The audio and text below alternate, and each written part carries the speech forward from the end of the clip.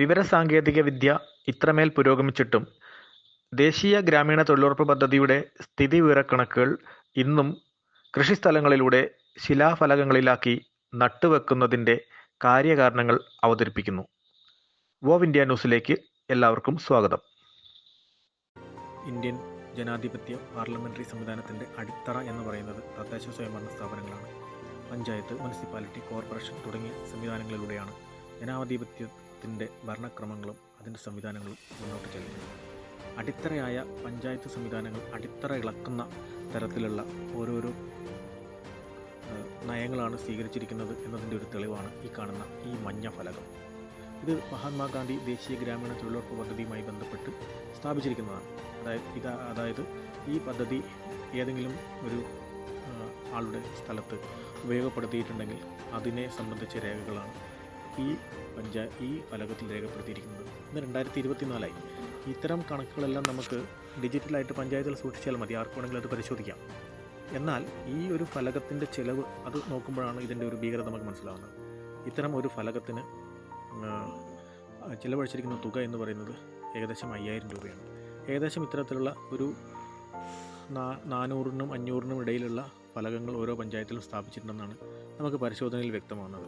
അപ്പം 5000, 3000 എന്ന രണ്ട് ഗണത്തിൽപ്പെടുത്തി ഇത്തരം ഫലകങ്ങൾ സ്ഥാപിക്കുമ്പോൾ നമ്മുടെ ദേശീയ തൊഴിലുറപ്പ് ഗ്രാമീണ പദ്ധതിയുമായി ബന്ധപ്പെട്ട് കേരളത്തിൽ എത്ര രൂപ ഇതിനു വേണ്ടി മാറ്റിവെച്ചു എന്നുള്ളത് നമ്മൾ ചിന്തിക്കേണ്ടിയിരിക്കുന്നു.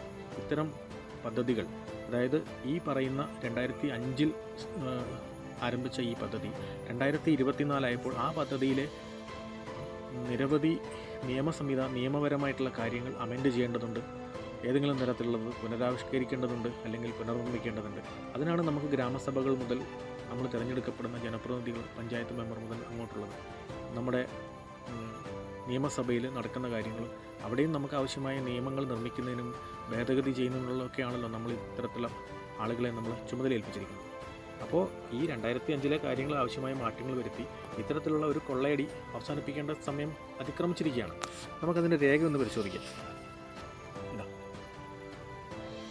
ഇത് NREG ബോർഡ് നിർമ്മാണം 11,87,620 രൂപയാണ് ഒരു പഞ്ചായത്ത് 2021 കാലഘട്ടത്തിൽ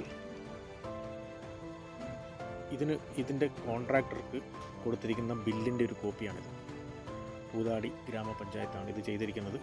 നമ്മുടെ കേരളത്തിലെ ഒരു പഞ്ചായത്താണിത്. 11,87,620 രൂപ.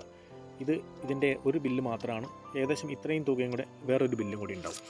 അതുപോലെ തന്നെ നമുക്ക് മനസ്സിലാക്കാൻ പറ്റുന്ന വേറൊരു കാര്യം, ഇത് നമ്മുടെ നാട്ടിൽ ജനിച്ചു വളർന്ന, നമ്മുടെ നാടിനെ അറിയാവുന്ന അവരെയാണല്ലോ നമ്മൾ ഓരോ പഞ്ചായത്തിലേക്കും തിരഞ്ഞെടുക്കുന്നത്. ഇത്തരത്തിലൊരു ഫലകത്തിന് 5000 രൂപ വേണ്ട എന്നുള്ളത് ഏത് കൊച്ചുകുട്ടിക്കും മനസ്സിലാവുന്ന ഒരു കാര്യമാണ്. അപ്പം അതിനുവേണ്ടി അവർ ഭരണസമിതി കൂടി തീരുമാനിച്ചിരിക്കുകയാണ്. തീരുമാന നമ്പർ, ഫയൽ നമ്പർ 11/5 5000 രൂപയും ചെറിയ ബോർഡിന് 3000 രൂപയും അതവർ ഒപ്പുവെച്ച് കരാറ് കൊടുത്തിരിക്കുകയാണ്. ഏകദേശം എത്ര രൂപ ഇതിനു വേണ്ടി ചെലവഴിച്ചു നമ്മുടെ പഞ്ചായത്തിൽ, അതേപോലെ തന്നെ നമ്മുടെ കേരളത്തിലും ഇത്തരത്തിലുള്ള പദ്ധതികൾക്ക് വേണ്ടി ചെലവഴിക്കുന്നു, ഓരോ പദ്ധതിയെയും എങ്ങനെ നമ്മൾ കൊള്ളയടിക്കുന്നു, അല്ലെങ്കിൽ എങ്ങനെ ജനവിരുദ്ധമായിട്ട് നടപ്പിലാക്കുന്നു എന്നതിൻ്റെ തെളിവാണിതെല്ലാം. നമുക്കറിയാം KSEB നമ്മളെ ഏതെല്ലാം രീതിയിലാണ് കൊള്ളയടിച്ചുകൊണ്ടിരിക്കുന്നത്. അതേപോലെ തന്നെ തൊഴിലുറപ്പ് പദ്ധതി നമ്മളെ ഇത്തരത്തിൽ കൊള്ളയടിക്കുന്ന ഒരു സംവിധാനമായി മാറിക്കൊണ്ടിരിക്കുകയാണ്. ഇത് ബന്ധപ്പെട്ട അധികാരികൾ, കേന്ദ്ര സംസ്ഥാന സർക്കാരുകൾ, നമ്മൾ തിരഞ്ഞെടുത്ത് വിട്ടിരിക്കുന്ന ആളുകൾ, നിയമനിർമ്മാണവുമായി ബന്ധപ്പെട്ട് ചുമതലപ്പെടുത്തിയിരിക്കുന്ന ആളുകൾ, ഇതൊക്കെ നോക്കാനാണ് നിങ്ങൾക്ക് ഉത്തരവാദിത്വമുണ്ട്. നിങ്ങളത് ചെയ്യണം.